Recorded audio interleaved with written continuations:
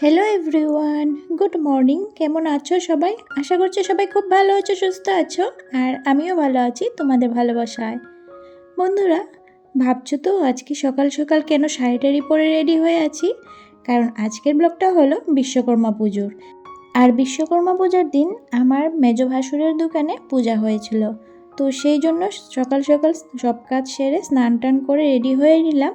তো এখন যাব দোকানে, গিয়ে পুজোর সব কিছু রেডি করতে হবে। আর ওই দিক থেকে মেজদিও কিন্তু আসবে। তো সকাল সকাল তোমাদের নিয়ে আজকের ব্লগটা শুরু করলাম। আই হোপ আজকের ব্লগটি তোমাদের ভালো লাগবে।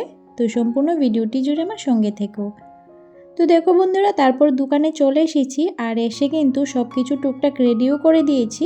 আর এই যে এদিকে পুরোহিত মশাইও চলে এসেছে। আর মেজদি এখনও সাবুর যে ভোগটা হয়, সাবুদানার ওই ভোগটা রেডি করছিল। তো রেডি হয়ে গেছে, তো এটা এখন দিয়ে দিচ্ছি। আর ফল টল সব কিছু আগেই কেটে নিয়েছি। আর ওইগুলো দেখো পত্রিকা দিয়ে ঢেকে দিয়েছি। আর বিশ্বকর্মা পুজোর দিন কিন্তু প্রচণ্ড রোদ উঠেছিল। তো যাই হোক, সব কিছু সুন্দর মতো হয়ে গেছে। তো সব কিছু রেডি করার পর এই যে পূজা প্রায় অর্ধেক হয়ে গেছে। আর এই যে এখন হলো যজ্ঞের টাইম। তো দেখো ঠাকুরমশাই যজ্ঞ করছিলেন। বিশ্বকর্মা পূজার আগের থেকেই কিন্তু প্রচণ্ড রোদ আর প্রচণ্ড গরম। আর বিশ্বকর্মা পুজো কিন্তু অনেক দিন আগেই চলে গেছে। কিন্তু কি বলতো, এই প্রচণ্ড গরমে সংসারের কাজ বাজ করে এডিট করার একদমই সময় পাচ্ছিলাম না। আর তোমাদের সঙ্গে শেয়ারও করা হচ্ছিল না। তো যাই হোক, এখন ভিডিওটা এডিট করছি আর তোমাদের সঙ্গে শেয়ার করব বলে। তোমাদের কেমন লেগেছে আর তোমরা কেমন করে কাটিয়েছো বিশ্বকর্মা পুজো, সেটাও কিন্তু কমেন্ট করে জানিও। তো দেখো বন্ধুরা, যজ্ঞ কিন্তু প্রায় মোটামুটি শেষ হয়ে গেছে। আর এই যে পুরোহিত মশাই এখন যজ্ঞের কলাটা দিয়ে দিচ্ছে। আসলে দোকানে জায়গা খুবই কম, খুবই অল্প জায়গার মধ্যে পূজার আয়োজন করা হয়েছে। তো সেই জন্য দেখো ভালো করে কিন্তু সুন্দর করে ডেকোরেশনও করা হয়নি। ওই রোদের জন্য একটা শাড়ি দিয়ে তারপর চারদিকটা ঘিরে পূজার আয়োজন করা হয়েছে। তো যাই হোক, দেখো এদিকে আমরা অঞ্জলি নিয়ে নিচ্ছি। আর বাইরে দেখতে পাচ্ছ কত গাড়ি, কিন্তু মানে রাস্তার সঙ্গেই তো দোকানটা, অনেকেই গাড়ি করে নিয়ে এসেছে মানে পুজো দেওয়ার জন্য। তো যাই হোক, পূজা শেষে এই যে মেজদি আর আমি এখন প্রসাদটা বেড়ে নিচ্ছি, মানে সবাইকে দিয়ে দেব। আর তারপর কিন্তু সব কিছু শেষ করে মানে গুছিয়ে তারপর আবার আমরা বাড়ি চলে গেছি। তো এই হলো বিশ্বকর্মা পুজো। আর বাড়িতে গিয়েও কিন্তু কোনো কাজ বাজ ছিল না, কারণ নেমন্তন্ন ছিল। আর এই করতে করতে রাত হয়ে গেল।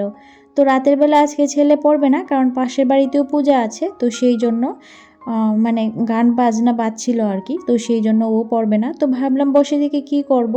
তো অনেক দিন আগেই না মিটারের কাপড় কিনে এনেছিলাম, ওই যে থান হয়। তো ওই থান এনেছিলাম বালিশের কভার বানাবো বলে। তো বসে বসে না এগুলি বানাচ্ছিলাম। আগেও কিছু বানিয়ে রেখেছিলাম। আর আজকে আমার ছেলের আর ওই যে পাশ বালিশের কভারগুলি বানিয়ে নিয়েছি। তো দেখো বন্ধুরা, বালিশের কভারটা কিন্তু রেডি হয়ে গেছে। আর এই যে দেখতে পাচ্ছ, এটা আমার ছেলের জন্য বানিয়েছি। আর আগে যে পিঙ্ক কালারটা লাগানো আছে ওইটাও আমি বানিয়েছিলাম। বাচ্চাদের দেখবে একটু কুচি দিয়ে বালিশের কভারগুলি বানালে ভালো লাগে। তো এটাও আমি কুচি দিয়েই বানিয়েছি। আর এবারের বালিশের কভারটা আগের বালিশের কভার থেকে একটু বড় হয়েছে। তো কোনো অসুবিধা নেই, আমার ছেলে বলছে যে মা খুব সুন্দর হয়েছে, থাক কিচ্ছু হবে না, বড় একটু হয়েছে। তো তো যাই হোক, এখন তো ছোট বালিশ ও মাথায় দেয়, কিছুদিন পরে তো একটু বড় বালিশ করে দেব, তখন একদম ঠিক হয়ে যাবে। তো দেখো বালিশের কভারটা কিন্তু খুবই সুন্দর লাগছে, তাই না বলো? তোমরা কিন্তু অবশ্যই কমেন্ট করে জানিও যে কেমন হয়েছে।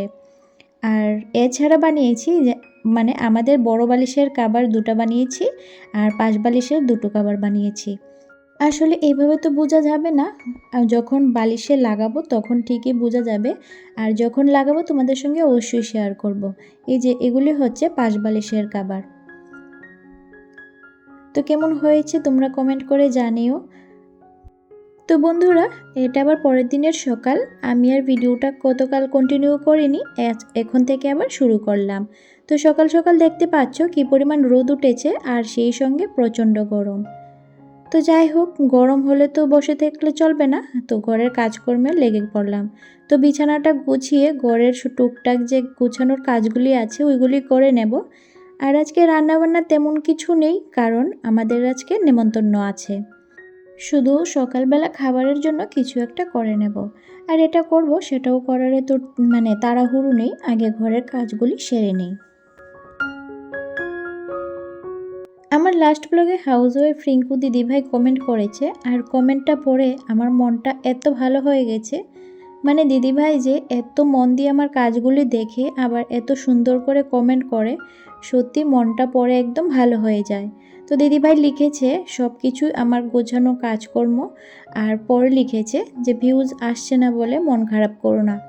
তো মন খারাপ করছি না দিদিভাই, আসলে মন খারাপ করেই বা কী করব বলো। আমার দিক থেকে আমি আমার 100% এফর্ট দিচ্ছি, চেষ্টা করছি, এখন সব কিছুই ভগবানের ইচ্ছে। তো যাই হোক, থ্যাংক ইউ সো মাচ, তুমি এত সুন্দর একটা কমেন্ট করেছো, এইভাবেই আমার পাশে থেকো। তানিয়া ব্লগ ভিডিও কমেন্ট করেছে, ওয়াও খুব সুন্দর একটি ভিডিও, এডিটিংটা খুব সুন্দর হয়েছে দিদিভাই। Thank you so much Tania, আমার এডিটিংটা তোমার পছন্দ হয়েছে, তো থ্যাংক ইউ সো মাচ। আসলে আমি যে কাজটাই করি মন থেকে করি, আর মন থেকে যে কাজ করবে দেখবে খুব সুন্দরই হবে।